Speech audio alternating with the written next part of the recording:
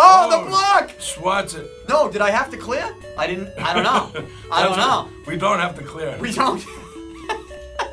People watching like they've been clearing the whole game. What are they doing?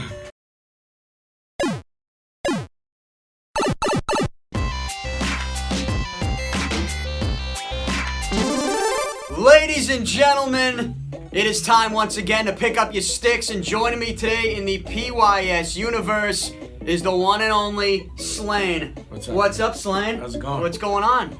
How you been? Everything is beautiful, man. Yeah? Yeah. So you decided to come in and challenge me to a retro video game today. Yeah, it's been a while. I haven't been in here in, what, a year? Yeah, we recorded a podcast, I think, a year ago. You've been on tour.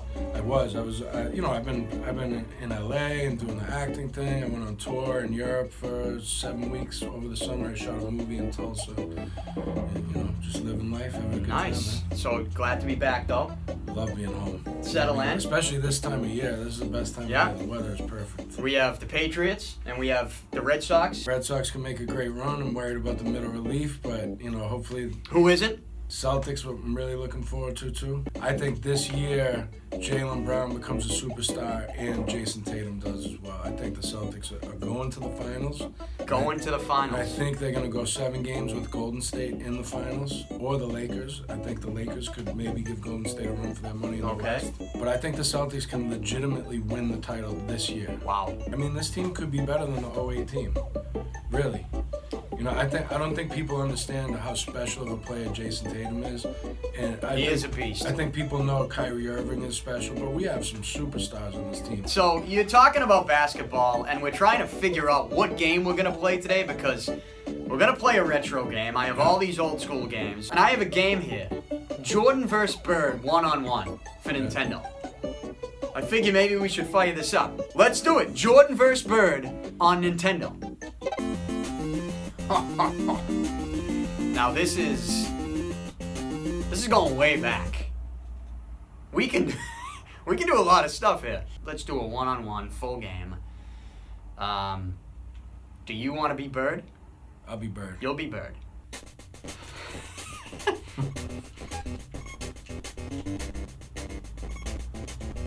Oh boy. Wow. This is what you call graphics.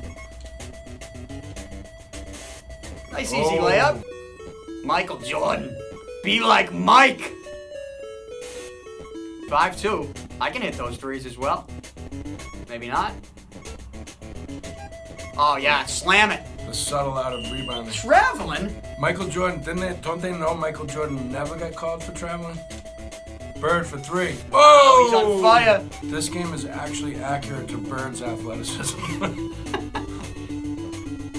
Oh, you gotta get those boards, MJ. Traveling. I'm about to drive on you right now. Let's do this. Come on. Oh! How'd you do that? I don't know. What do we got? Let's go, Larry. Go ahead, take the 3. Go ahead. What do you got? You want me to take a 3? You want me to do a little step back? Shimmy shake? Woo! I'll get that. Give me that. Oh, man. Throw it down. Throw it down. Bird doesn't miss from 3. He doesn't. Boom. Get it. Oh, come on. Get it. Do I have to clear? Is that what we're doing? I keep clearing it but I don't too. think Oh, you it do. puts on the line. What did I get? Nothing. Bird with the rebound. For 3. Bow! People watching this are like, why do they keep clearing? That a boy, Let me ask you something. Would you still... I think last time we were talking about a trade for Anthony Davis. Yeah. You think that's in play? Well, would you? I'm saying... I mean, what would if you give up? If you had to give up Tatum and Brown to get Anthony Davis, would you do it? Tatum? No. Tatum's untouchable to me. Yeah, me too. Tatum's untouchable. And I don't mean that to be disrespectful to Jaylen Brown. But let's be honest. If you're going to get someone like Anthony Davis, you got to give up something. Right. But you're going to have to give up more than Jaylen Brown, which means that, they still got the Clippers and the Grizzlies pick, right, in a couple years? We have the Sacramento pick this year, as long as it isn't number 1. If it's not number 1. I smashed you right there. That was the first quarter. Oh, that that's was the a first long quarter. first all right. quarter. I got to put my money where my mouth is. Let's go, MJ. Can I give you my my argument that LeBron James is better than Michael Jordan.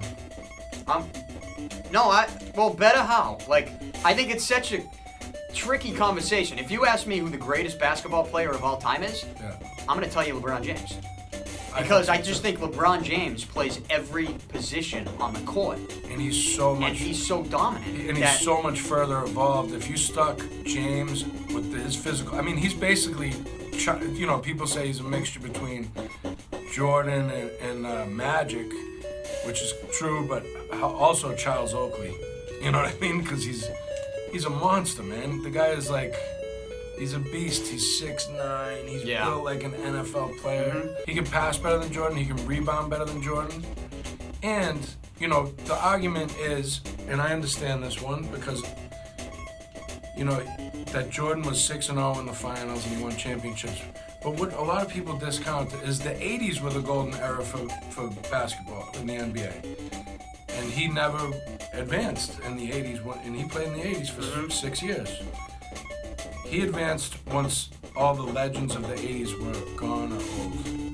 And he beat Magic Johnson's Lakers team right before Magic retired, you know. Kareem was no longer on the team. Their third best player was Vlade Divac. So he didn't beat a great Lakers team in the finals. He never beat a great team in the finals, ever. He beat the Jazz, he beat the Sonics. He beat the Jazz twice, he beat the Sonics, he beat Portland. You're coming back here because I'm running my trap, but... I'm taking advantage of you being a basketball historian. All right, 46-44. This is a ball game right now.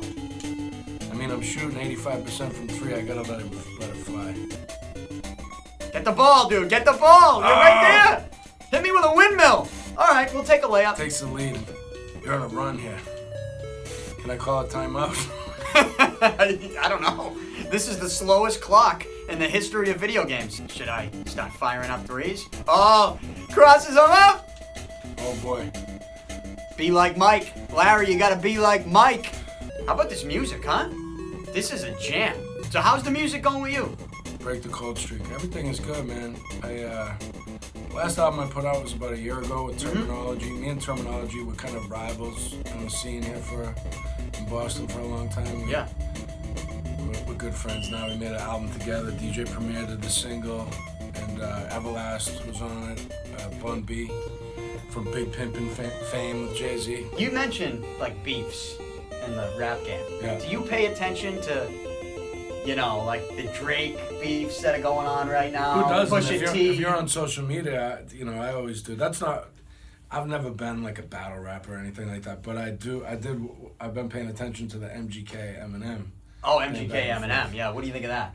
I thought it was great, man. I mean, look, I posted this online. You know, to me, everyone's like, "Oh, MGK got him after he put his diss out." Yeah.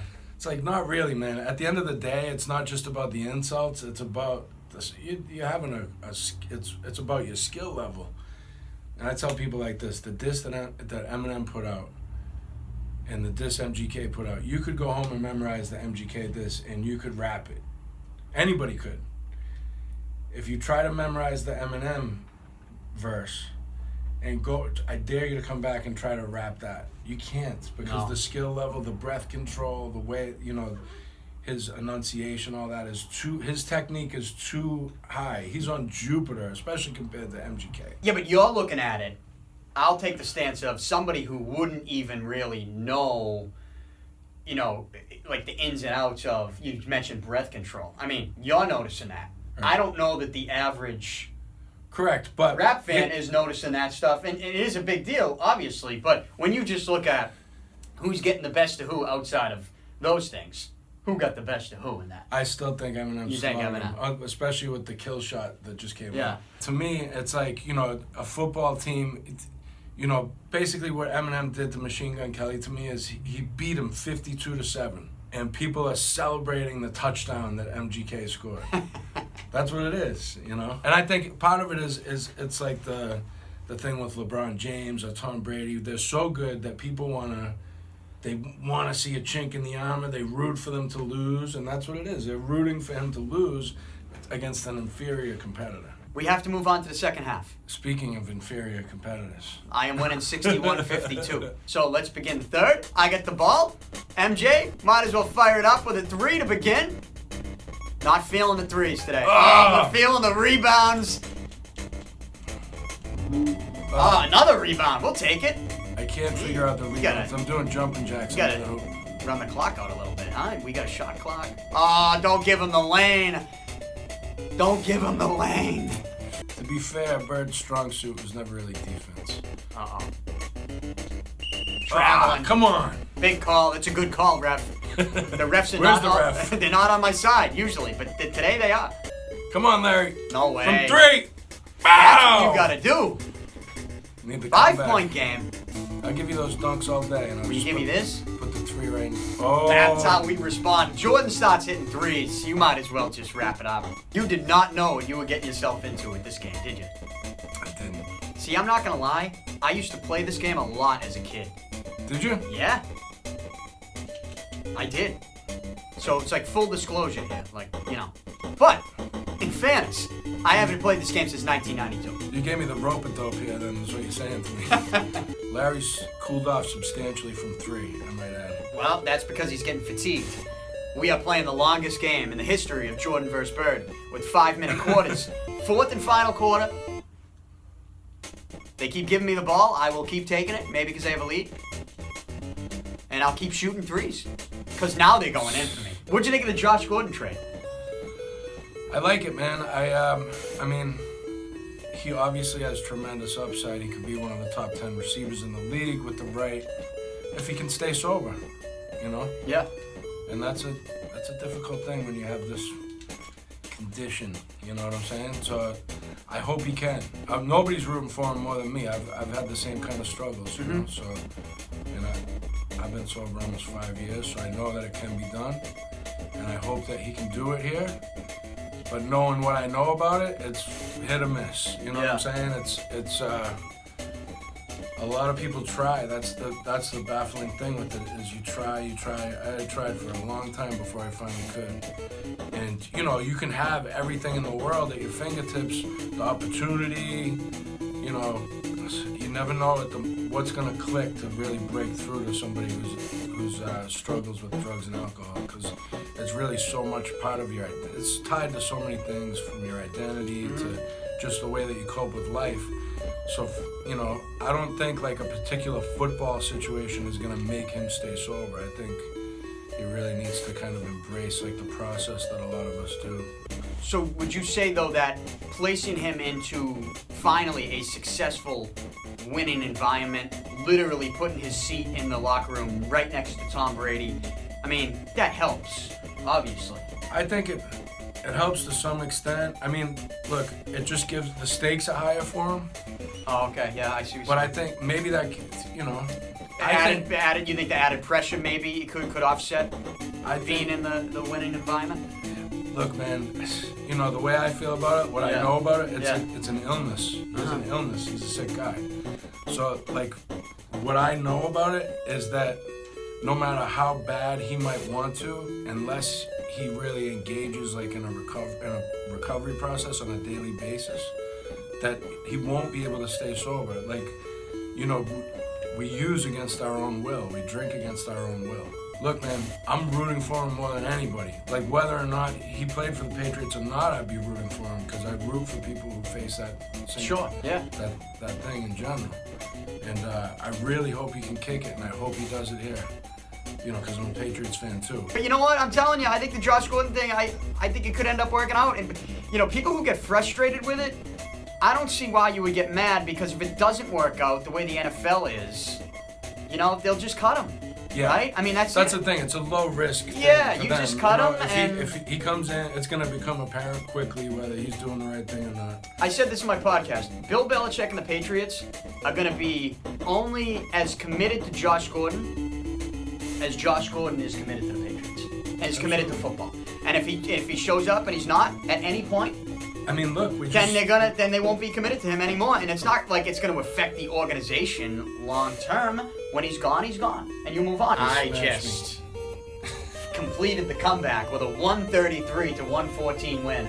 That was a thorough. Over Larry Legend. And if you take away the first quarter, it was much more of a thorough beating than that. I think First quarter was 33-21, Larry Bird, and then I outscored you 40-19 in the second quarter.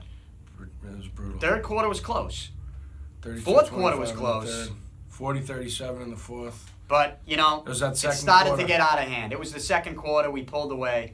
And there's only one lesson to be learned today, and that would be you got to be like Mike.